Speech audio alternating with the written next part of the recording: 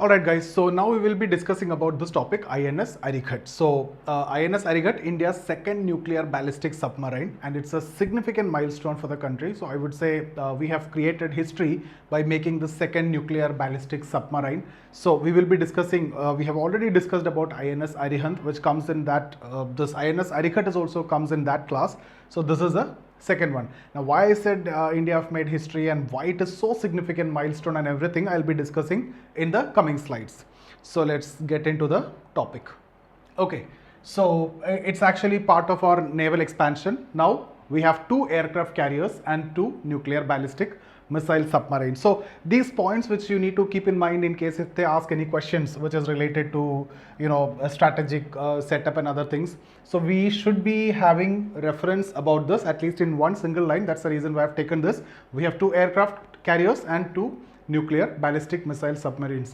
Now what is the strategic deployment of this? See, one you can see it is situated or deployed at Bay of Bengal and the other at Arabian Sea. Okay, so one is at Bay of Bengal and the other is at Arabian Sea. And the capability of this is, if you see, INS Arighat is equipped with K-15 and K-4 missiles, which means it can, it can cover till almost 1500 kilometers. So what does that mean?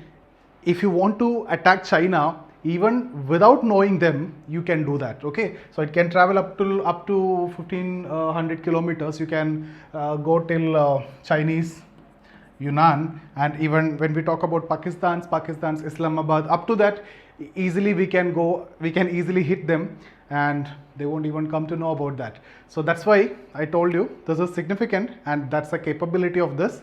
So see, I'm talking about a hypothetical situation. If there is a war, so we are well prepared with this. So we have 2 aircraft carriers, we have 2 nuclear ballistic submarines, we can go till Pakistan's Islamabad, Chinese Yunnan. So one is there in the Bay of Bengal and the other is at the Arabian Sea. So we are well equipped now. Now the next question is why I said there's a significant achievement or why we made history, right? So let's get into the next slide. So you can see here, if you see the global context, now why it is India's achievement. See, India became the first non-permanent UN Security Council member to build a nuclear ballistic missile submarine. See, if you look at this, till 2016, only these countries, see the permanent members of UN Security Council, so China, France, Russia, UK, US, they only had. So now you are joining in that elite group and we have nuclear powered submarines. Okay, so till 2016 only they had, and when I'm talking about 2016 I'm talking about the context of INS Arihant.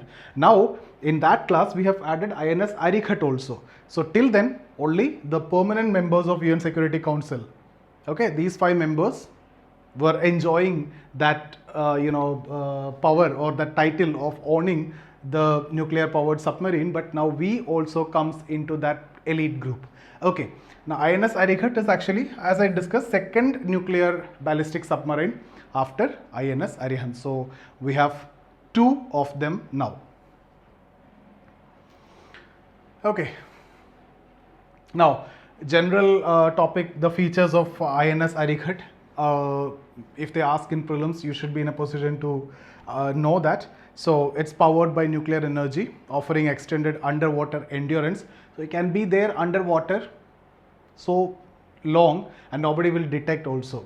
So the stealth capability, if you see, are difficult to detect due to its advanced technology, enabling long range missions. And as I already discussed about this, K-15 and K-4, capable of striking targets at various ranges. I told you the range is up to 1500 kilometers. So you can go to Chinese Yunnan and even Pakistan's Islamabad. So the range is high. Okay guys, so as I told you, it's powered by nuclear energy. That means it's not, it's neither diesel nor electric. So that means it can stay underwater for a long time and it is very difficult to detect as it is nuclear powered and it can stay underwater for a long period of time. That's why I've mentioned here its capabilities. It is difficult to detect as it can stay underwater for a long period of time as it is nuclear powered. Okay, and imagine see, the situation is that in case of war or any situations, you can send this INS Arihant and INS Arighat to the ocean and it will be there. So the enemy will be confused where it is. They cannot detect it also. Okay, so that kind of technology is required, but it is very difficult. So difficult to detect.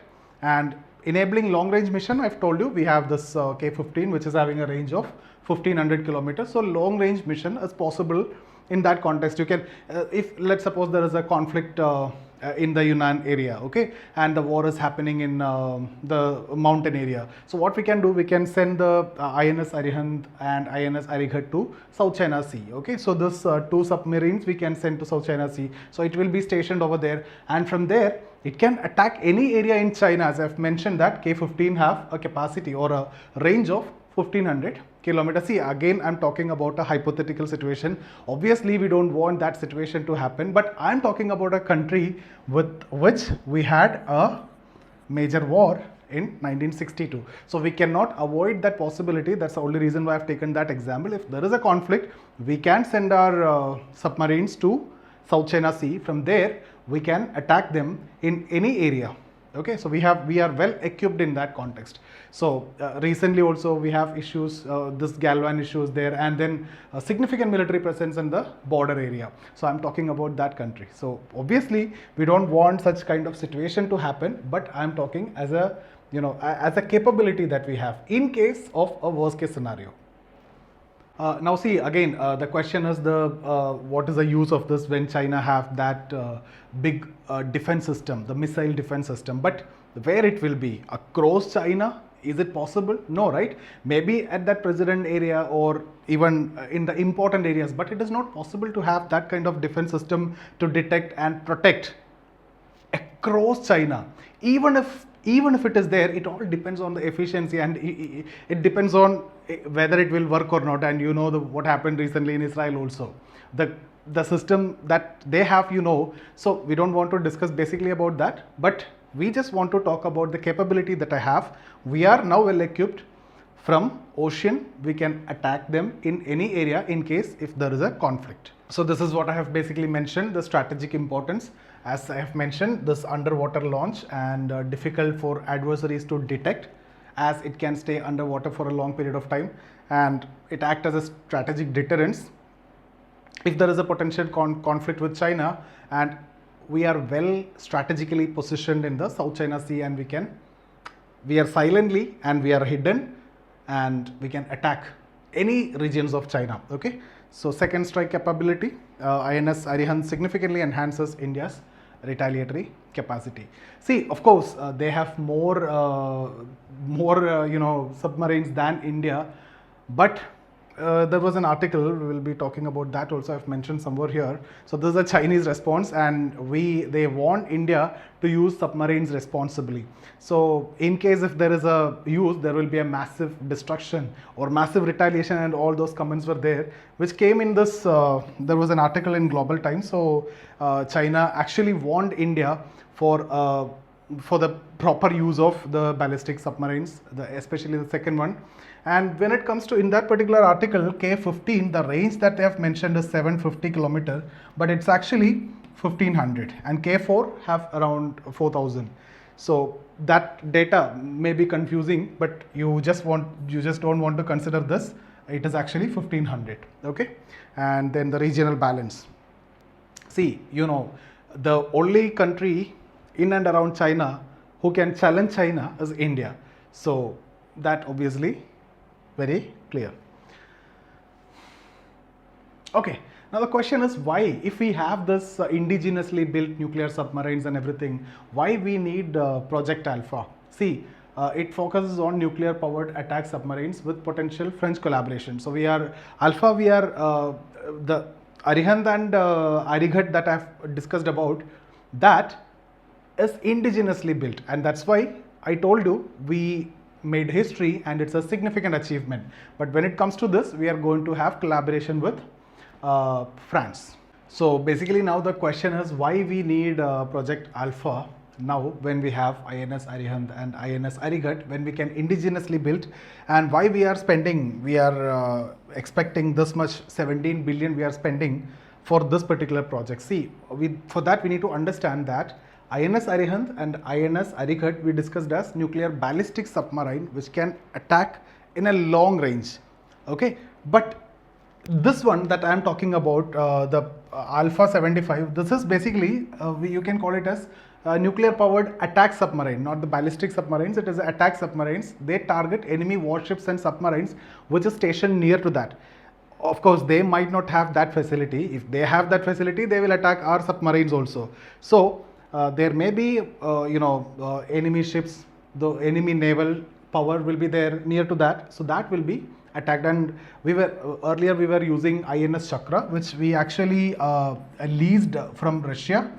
Which is not like INS Arihant or INS Arighat, which is having long range capacity. This is having short range capacity to attack the submarines, attack the army, the enemy warships and the submarines. So that's the purpose. So see, if we need to complete our nuclear triad that we can attack from land, air and water, we need to be equipped with all these, right? We need to attack this also, we need to clear off this enemy submarines also, enemy warships also. So that's the purpose, and the expected completion is by 2030.